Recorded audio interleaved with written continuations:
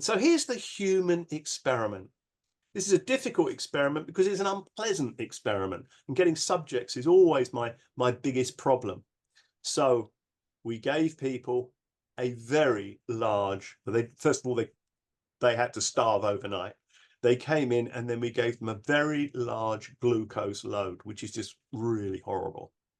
We then pricked their finger every few minutes to test their blood sugar levels.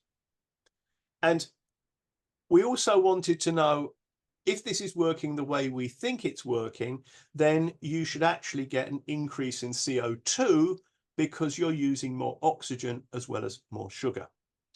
Well, the control experiment here is in green, and this is done in a separate group of individuals, and this is where they drink the glucose, and you can see their blood glucose shoots up, and very slowly after about an hour it comes down. If we give you a burst of red light, in this case only over a relatively small area of your back, remember mitochondria talk to one another, they'll run around saying, hey, something's happening, I'm being driven harder, and if I'm being driven harder, you better be driven harder as well. We do that and the blood glucose levels do not go up as much.